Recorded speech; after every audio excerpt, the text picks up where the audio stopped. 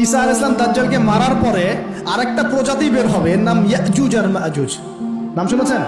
এই যে এই সূরার মধ্যেই আছে, এই সূরা কাহফের কথা বললাম না, সূরা কাহফের পিছনের দিকে আছে ইন্না ইয়াজুজ ওয়া মাজুজ মুফসিদুনা ফিল আরদ।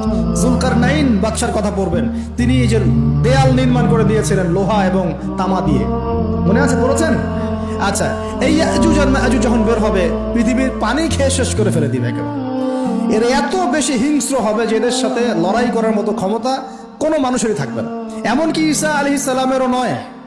ঈসা আলাইহিস সালাম তুর পাহাড়ে চলে যাবেন মুসলিমদেরকে নিয়ে, তুর পাহাড়ের ভিতরে মুসলিমরা সেখানে লুকিয়ে থাকবে, পৃথিবীর মেসাকার অবস্থা হয়ে যাবে, পৃথিবীর পানি খেয়ে শেষ করে ফেলে দিবে হিংস্র প্রজাতি।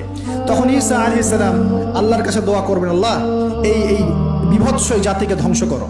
আল্লাহ রাব্বুল আলামিন তখন ওই ইয়াজুজ আর মাজুজের এই কাঁধে, ঠিক কাঁধের মাঝখানে একটা ভাইরাস জন্ম দিবেন। কি জন্ম দিবেন?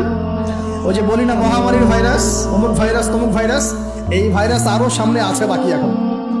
ওই ভাইরাসে, ওই পোকায়, ওই ব্যাকটেরিয়া বা যেটাই হোক আল্লাহ পাক যাই দিবেন, এতে করে ইয়াজুজ আর মাজুজের পুরো প্রজাতি ধপ ধপ ধপ ধপ করে মারা যাবে। মানে এটা ছোঁয়াচে রোগ হবে। কি রোগ হবে? ছোঁয়াচে। ঠিক যেমন আমরা একটু করোনা দেখলাম না, একজন থেকে আরেকজন, একজন থেকে আরেকজন, এরকম জিনিস চলবে আরো বিশ্বে। আর এখনকার নতুন রিসার্চ হচ্ছে ওই সাইবেরিয়া অঞ্চলের যে বরফগুলো আছে না, ওর নিচে এই 1 লাখ বছর, 1.5 লাখ বছর, 2 লাখ বছর আগের ভাইরাসগুলো নতুন করে জায়গা শুরু করেছে। হ্যাঁ, এগুলো বিজ্ঞানীরা বলছেন যে এগুলো আবার কোন দিন জানি পৃথিবীতে আত্মপ্রকাশ করা শুরু হয়। সবকিছুই ঘটবে। বিশ্বটার খুব রহস্য আছে, বিশ্বটার অনেক রহস্য আছে। আল্লাহ পাক এগুলো খেলার ছলে সৃষ্টি করেন নাই, পরীক্ষা। লিয়াবলুয়াকুম আইয়ুকুম আহসানু আমালা, আল্লাহ পাক বলেছেন। এরপরে ইয়াজুজ আর মাজুজের সব প্রজাতি মারা যাবে। নবীজি বলছেন জমিনে কোনো জায়গায় ফাঁকা থাকবে না, সমস্ত জায়গাতেই ওদের দেহ পড়ে থাকবে। আল্লাহু আকবার। এরপরে ঈসা আলাইহিস সালাম আল্লাহকে বলবেন, আল্লাহ জমিনটাকে পবিত্র করে দাও। আল্লাহ পাক কি করবেন জানেন? বড় বড় নখরওয়ালা, বড় বড় নখ আছে, নখ দেখেছেন? বড় বড় নখ, বড় বড় নখওয়ালা একটা স্পেশাল প্রজাতির পাখি আল্লাহ পাঠাবেন। কি পাঠাবেন? পাখি। এটা কোন পাখি, কি নাম আমরা জানি না।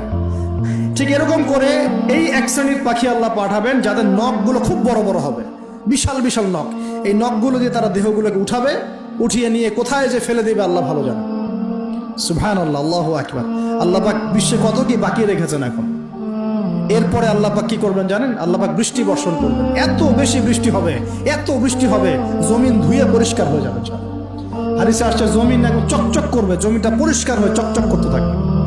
এরপরে কারণ ওই ভাইরাস তো ধুইতে হবে না, ভাইরাসকে ধুয়ে সাফ করতে হবে।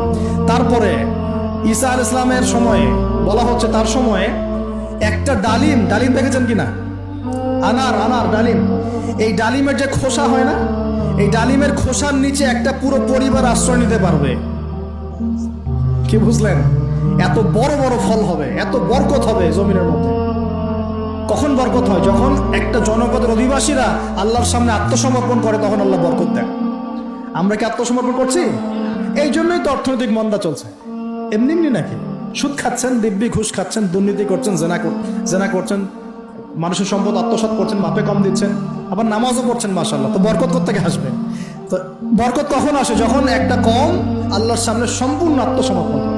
একটা ডালিম হবে, এটা রূপকথা নয়, এগুলা গাল গল্প বলছি না। এই প্রতিটা কথা আল্লাহ পাকের ওহী থেকে আসছে, এর একটা কথা মিথ্যা হবে না ইনশাআল্লাহ তাআলা।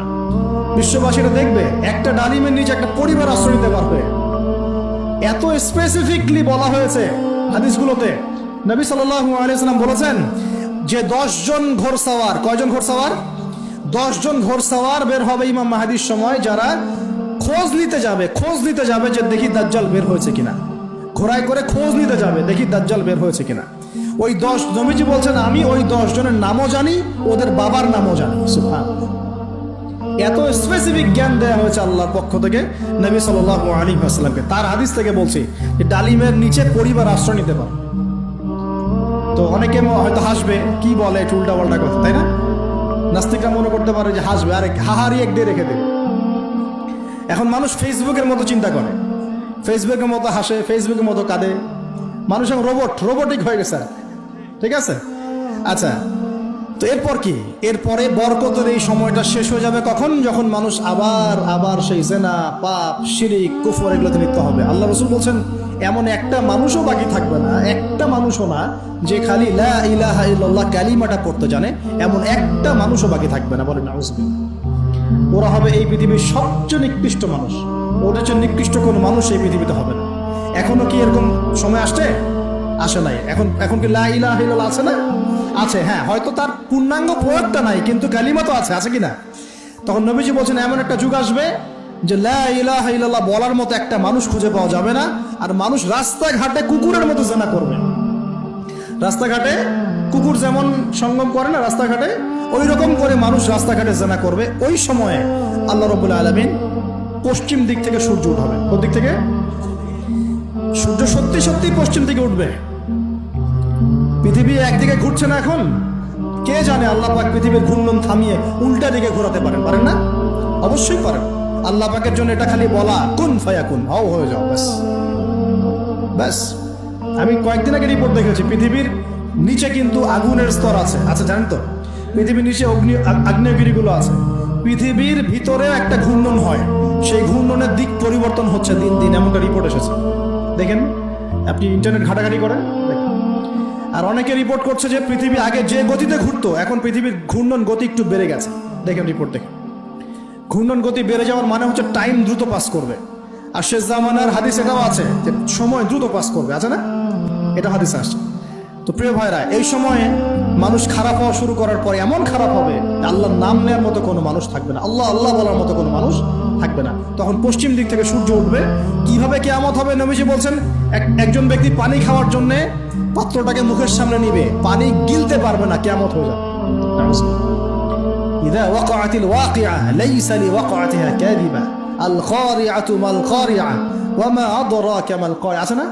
আম্মা ইয়াতাসাআলুন আনিন নাবাইল আযীম।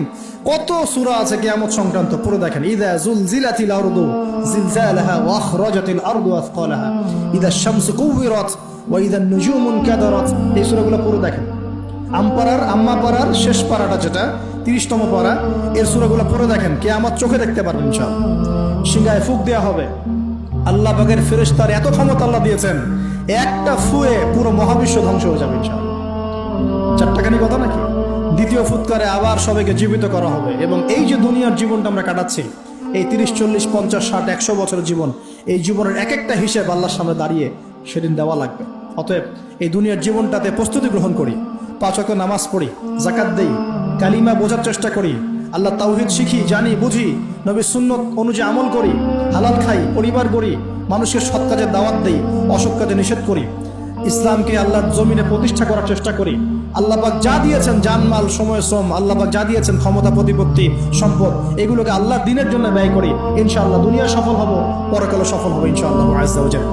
আল্লাহ পাক আমাদের সবাইকে সমকালীন ফিতনাগুলো সম্পর্কে সচেতন থাকার তৌফিক দান করুন, এবং এই রমজান, আসন্ন রমজানে পরিপূর্ণরূপে ইবাদত করার তৌফিক দান করুন, এবং এই ইবাদত এবং শিক্ষাগুলোকে সারা বছর ধরে রাখার তৌফিক দান করুন, এবং জামানা সম্পর্কে সচেতন থেকে আগামী দিনে যা হবে সেভাবে পদক্ষেপ নেওয়ার তৌফিক আল্লাহ পাক দান করুন। আমিন।